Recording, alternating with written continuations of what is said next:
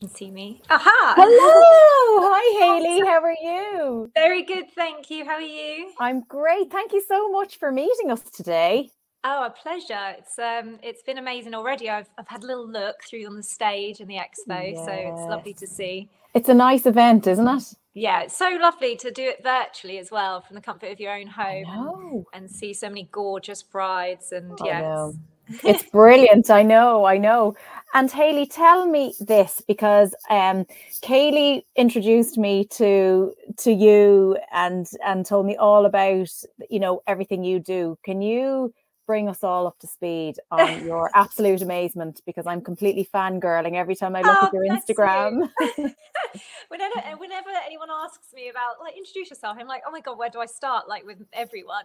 So I'm Hayley Madigan. I would say, a fitness influencer, which I hate the term influencer, but that's, everyone understands it. As Yeah. well as Health with Hayley owner. I've been a personal trainer for over 10 years now, and I've come from a competing background in bodybuilding.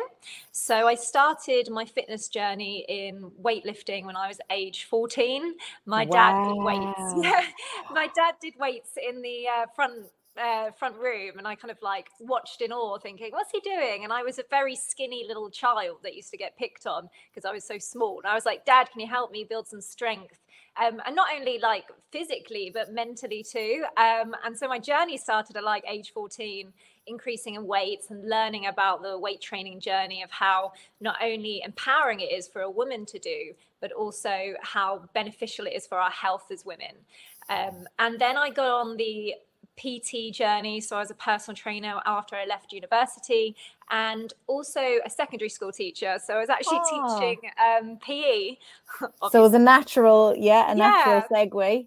the natural progression through teaching. And then I became online full time the last, I would say, 5 years.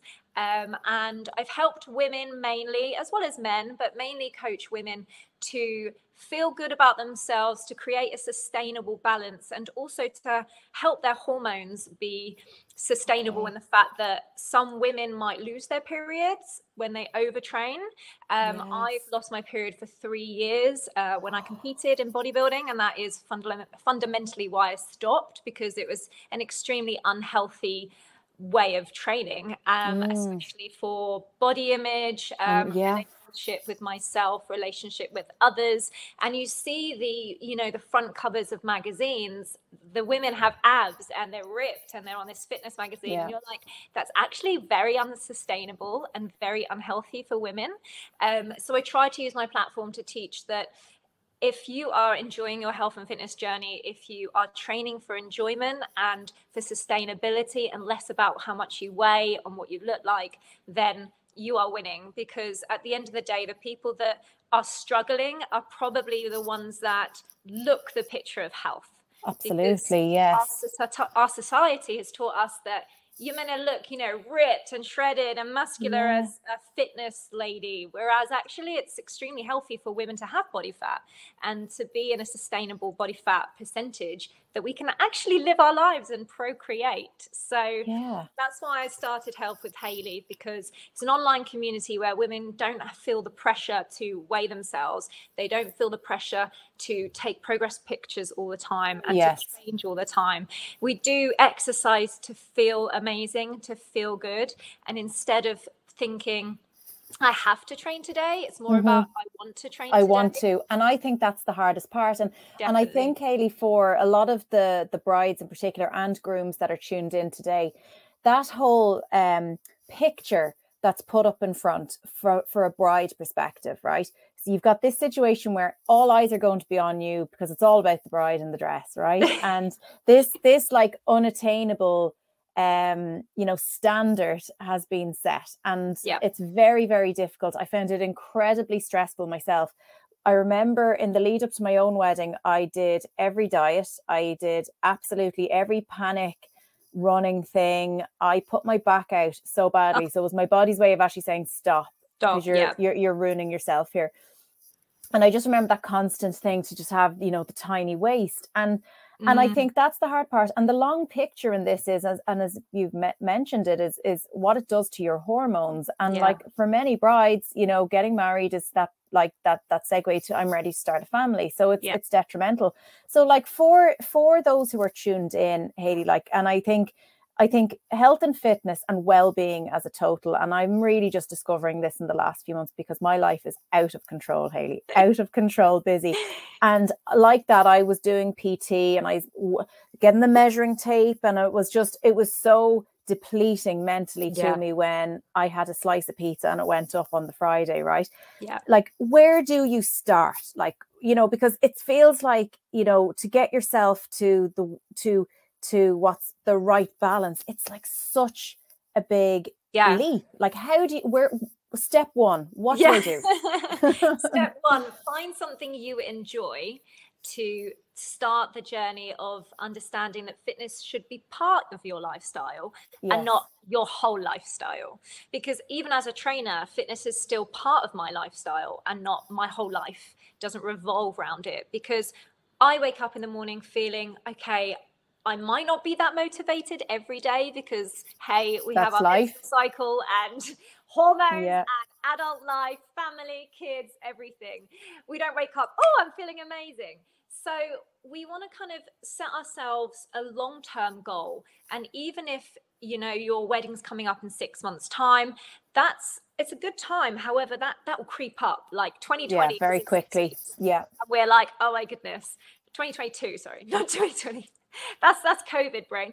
And we think that long-term goal that we set is a much more healthy, sustainable mindset to have, saying, I'm going to create a lifestyle that implements fitness in something that will be balanced in my life, that I can either reach very easily or that's achievable for me. So that might be 2 workouts a week. And 2 workouts a week. A lot of people tend to go, okay, I'm on this fitness journey. I've got a PT or I've signed up to this online course. I'm going to go 5 workouts a week every week in the lead up. And I'm going to only eat chicken fillets and you know, and it's, you go down that rabbit hole to 5. And it's just not sustainable. So I would say the start of the journey needs to say, okay, if I'm not working out right now, 1 or 2 sessions a week, start there, then progressively move up and just go slowly upon that goal. It is almost saying, if I hit it really hard for like this month, you will probably crash and burn. Like diet, training, sustainability. It's not sustainable. It's not. And the same thing is with the diet. We restrict ourselves from everything we enjoy, and we go, I'm not going to have chocolate, I'm not going to have biscuits, I'm not going to have sugar, I'm not going to have pizza. And what do you want? I want all of that. That's it. Your brain can't let go because you've just said you can't have it. Yeah, exactly. So the minute you say, I can have anything I want any day in moderation, the less of the pressure to have it is. So I practice food freedom, and that's what I advise to my clients. And what's food freedom? Food freedom is the freedom to enjoy any food.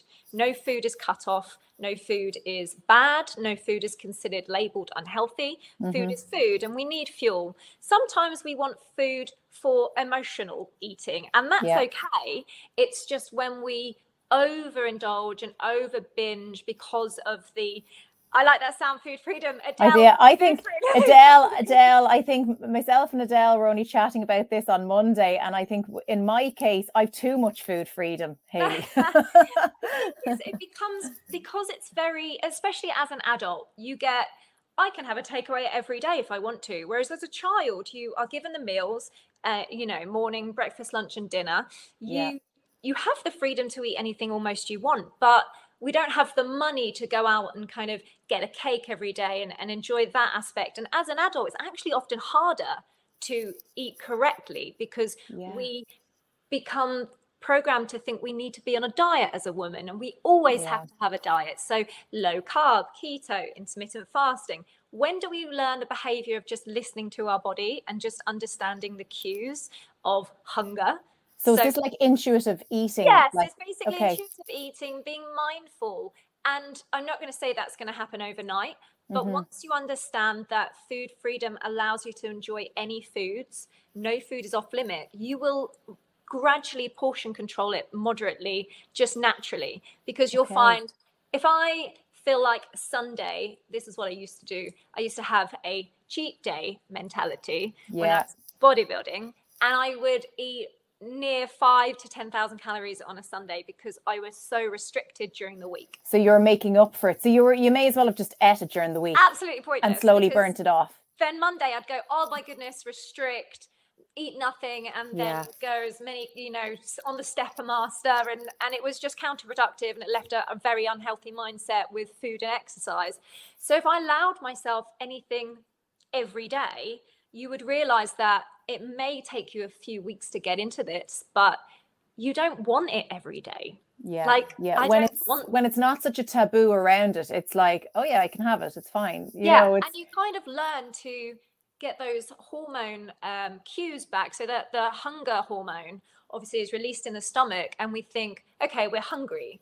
But if we abuse that and kind of almost don't eat for the whole morning, a lot of people do intermittent fasting without kind of naturally knowing when their body needs to eat, and they restrict all food, and then they'll get to say 3 p.m. they go, I haven't eaten all day, or they've done a whole working day, and then they binge in the evening. But they'll then say, I'm going to do that same tomorrow. And you find that you're eating probably way too many calories in the evening, but you say, well, I didn't eat all day. But if you ate all day, every 2 to 3 hours, you'll listen to your body. And in the evening, you'll be like, well, I don't really need that much because my body's satisfied. It's satisfied. And with that, I suppose one of the big things as well, that in the build up to a wedding, like, oh my God, the energy, mental and physical energy that's needed. And then by the time I was burnt out on my wedding day, I know full well I was burnt out. I wasn't minding myself. I wasn't drinking the water. And I think we forget about that, like diet aside, like, right? So parking diet, you want to feel good so you can enjoy it. I was in bed by like 1 a.m. on my wedding night, comatose. So like just that whole piece of like of building yourself up for the stamina to get through your wedding and enjoy your honeymoon and not crash. If you're absolutely starving and you've restricted food for the last few months, you'll have no energy to communicate with others. You'll have no sociable energy. You won't want to actually communicate with all your guests that you've paid for. Yeah, you're so tired. It's very counterproductive because you are burning yourself out, like you say, physically and mentally, and you've kind of, you know, gone on this whole journey. You've got to the point where you've met your loved one and you want to marry them, and then you absolutely feel awful on the day because you put so much pressure on yourself. And I think especially as women, like you say, the whole day is about that dress and it's looking amazing, and yeah, it is, but remember, your fiance proposed before you've changed your body. That dress.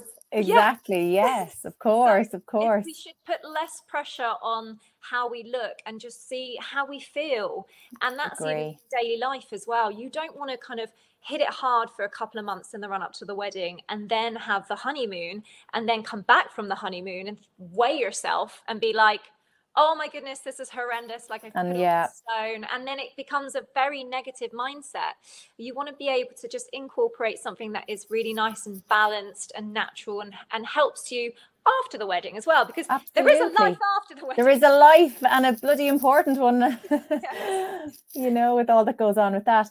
So Hayley, I'm going to hand you over to, I'm sure there's going to be loads of questions for you. I could talk to you all day because I'm just like fascinated with all of this. And thank you so much. It's been an absolute joy to listen. Even to that, I'm even in my mind going, you know. It's just nice, isn't it? It's almost, because we don't learn this in school. No. We never have someone to tell us it's okay to, you know, eat normally. Yeah, that's it's okay. You don't, I know. You don't have to be low carb for your wedding. You don't have to put the restriction of go for a run every day. You don't have to do that. You need the pressure off.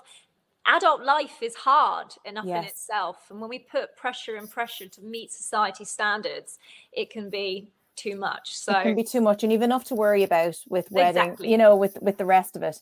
Hayley, thank you so much. I'm going to hand you over to the brides and grooms here, and they'll ask you some questions. They'll be on the right hand side, and enjoy. I'll be listening in. Thank you so much. Thank you. Okay, so if anyone has any questions, ask away, or you can just listen to me rabbit on. I have set questions just in case anyone doesn't ask, but I reckon I can see it on the chat here, just below Adele. So I'll kick it off with how to make fitness part of your lifestyle. I would always advise to do something that you enjoy. So even if you're new to fitness and you're not part of a new, you've never trained before, you've never stepped foot in a gym before, I do my live workouts with Health with Hayley from the comfort of my own home. So I train at home most of the time, and I find that training at home is so much more enjoyable because you don't have to physically go to the gym and back. You don't have the atmosphere of people maybe looking or people maybe staring at you, which 9 times out of 10 they're not. But you can be in the comfort of your own home and just have 30-40 minutes to yourself and feel like training is not to abuse your body or to push your body too hard. It's to give you that time back as a stress reliever, especially when you are... A few questions coming. Perfect, Kaylee. I'll just finish this one off. Especially when we overstimulate our brain with everything, wedding prep and things, we need to make sure that a stress reliever is there, and training can be one of the best stress relievers ever. Okay, how to put a plan in place for your wedding that you can maintain. Is there a particular training style you recommend? Would advise couples to track? Perfect. Okay, so how to put a plan in place for your wedding. So you obviously want to set aside how many months or weeks you have, and you want to take it gradually. So say, for example, you have 6 weeks, 6 months. 6 weeks, it's quite quick. Say, for example, you have 6 months.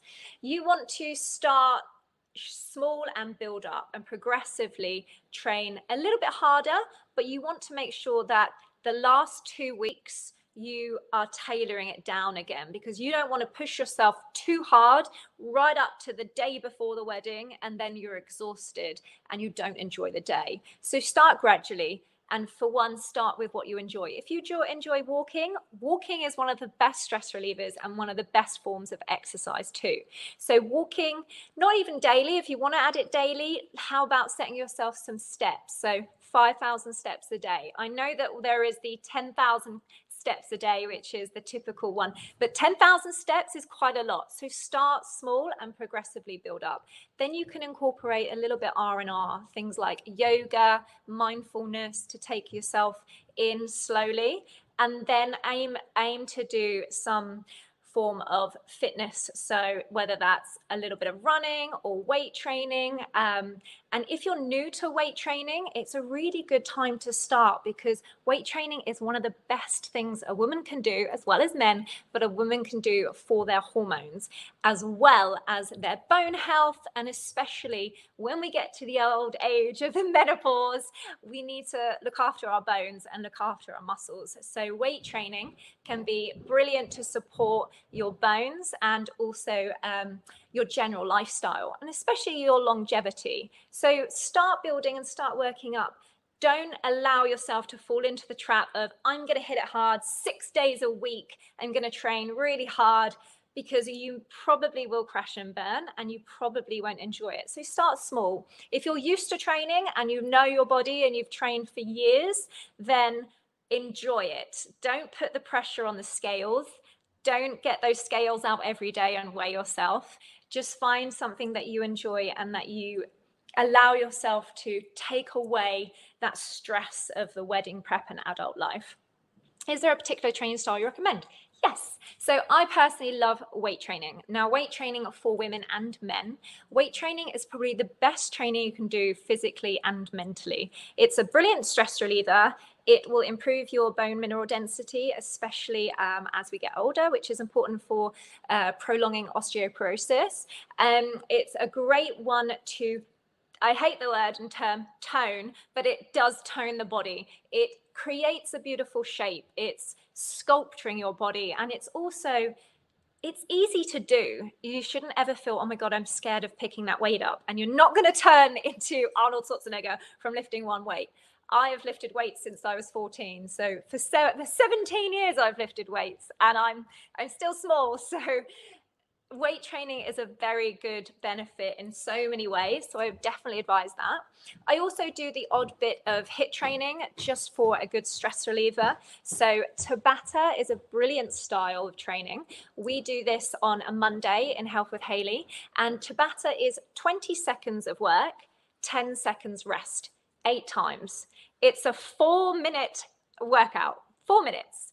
And you can do that anywhere, anytime, and it's got brilliant benefits on aerobic and anaerobic capacity, which means with and without oxygen. So it's really good style of training. And you can do a couple of those 4 minutes. So you can do, say, 4 sets, and it's 16 minutes long. 16 minutes a part of your day, that's hardly anything. So Tabata, weight training, and HIIT are my favorites.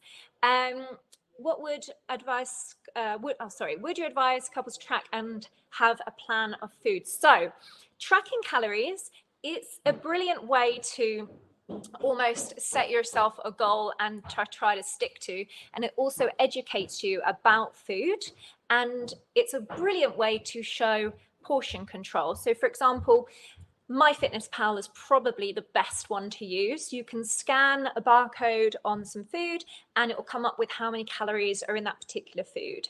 Now, obviously, if we want to lose weight, we need to create a calorie deficit, which means eat less than we burn. So we want to make sure that we don't eat over the amount we burn, because then we will put weight on.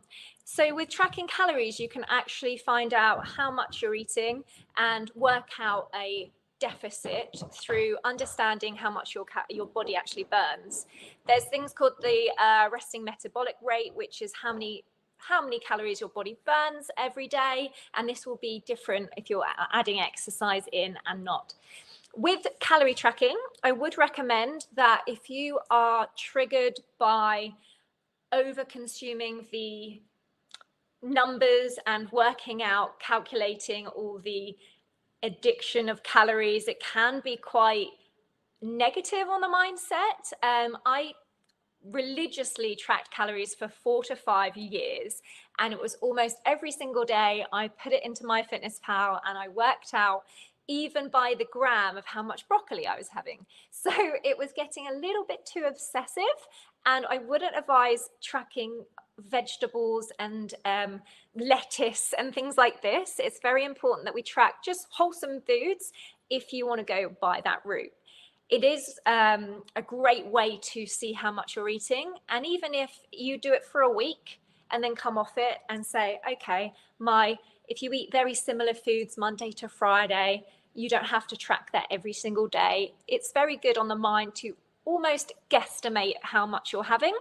But if I say, if you have a very easily triggered mindset with calories, I would be very mindful of stepping away from tracking. So it's all about how you feel with tracking, because you're not going to be able to track on your wedding day. It might be a little bit too much. Okay, Carol, how do you get yourself in the zone for training at home? That is very true. There are very, very good distractions. So I've set up a little section in my living room, and I have my mat down all the time. So I have my fitness mat. I do train with weights. So I have also a little stand with my weights. And that area is just where I train. I don't do anything else in that area. And I find knowing that area is there all the time is a great opportunity for me to train. However, I don't always want to train then. I don't always want to train when I see it. I think, oh, can't be bothered, because adult life, I want to sleep sometimes. I want to have a mid-afternoon nap. So I train when I feel like training is the best for me, and that is in the morning. So whether you're a morning person, evening person, it may depend, but it's very easy to get distracted, and it's very easy to say, oh, I'll sit on the couch and just watch the telly instead. So set yourself a time, regardless if you're going to do an app or if you're going to do YouTube and follow some workouts, set yourself a time that you can be accountable to. Because when I was a personal trainer, in-person personal trainer, I would obviously set times for my clients. So I would meet my client, say 8 a.m., we're going to train between 8 and 9. Set yourself that time for you as working from home, exactly the same as you would do if you had a personal trainer in the gym.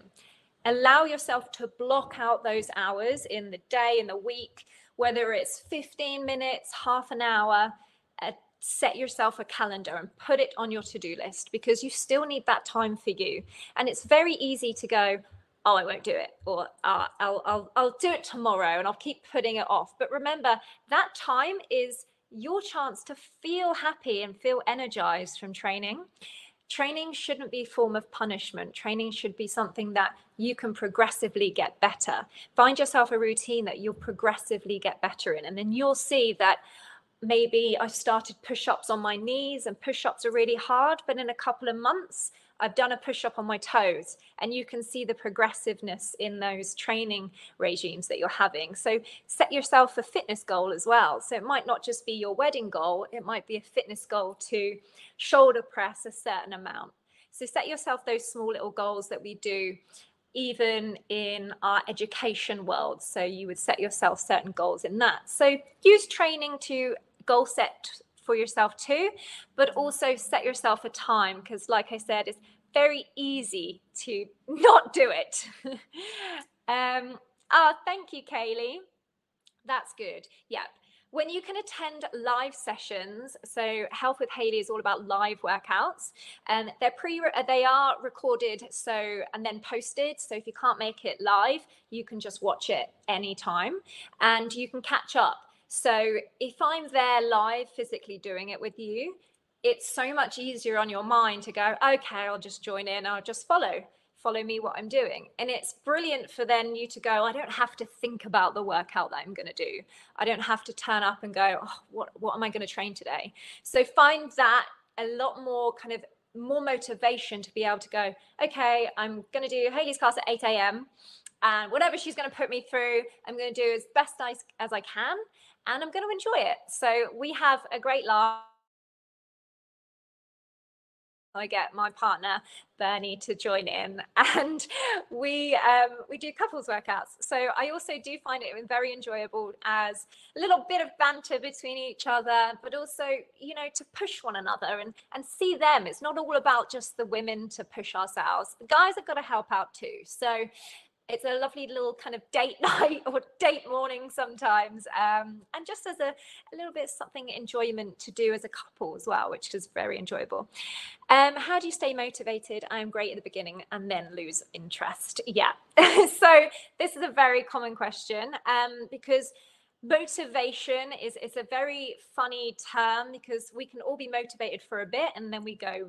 So I would I prefer to say, how do you stay consistent? Because I'm consistent all the time. I'm not motivated all the time, because we're all human. Our bodies hurt, our bodies ache after training. Sometimes we don't want to do it, but being consistent, we do. So we have to think about the consistency of our life and understand that if you have the ability to do 2 or 3 sessions a week, you'll stay consistent for 2 to 3 sessions a week, and you'll stay consistent through months. Set yourself a consistent, achievable amount of workouts, instead of saying, I'm really good here, motivated for the first few weeks, I'm really enjoying it, and then you're burning yourself out because you're taking too much on.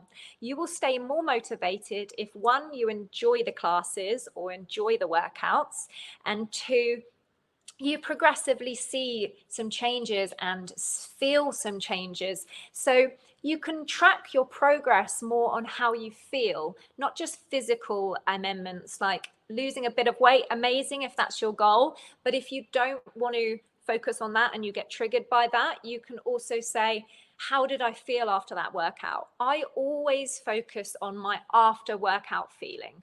I feel so much more energized. I feel really happy. And even if I didn't want to do that workout afterwards, I'll feel 10 times better than I did in the morning.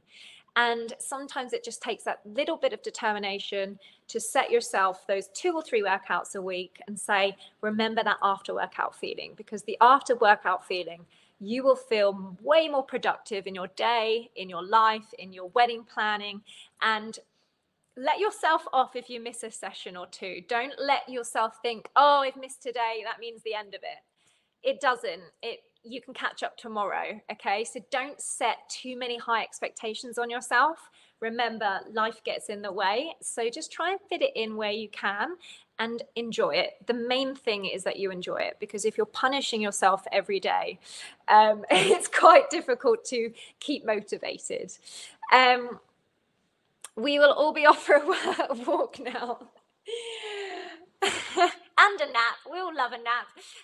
But yeah, so even things like walking, it's the best way to keep energized and to keep the brain ticking over and to release some stress. So walking is probably the most underrated form of exercise. The amount of calories we burn walking, just physically moving, cleaning the house, like the housework, it burns so many calories, and you're knackered after that. So try and do a workout in the time that you find the most beneficial time for your day. So I do mine in the mornings, because I know when it gets to 3-4 o'clock, I'm not going to do whatever I want. I'm not going to do it, because I know my mind and I know how I work, and I'm going to go, nah, let's just sit on the couch and watch telly.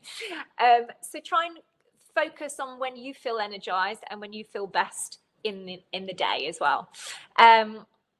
Hopefully that answers your questions. Oh, dead on time there, 3:30. If you have any more, I will be happy to answer them.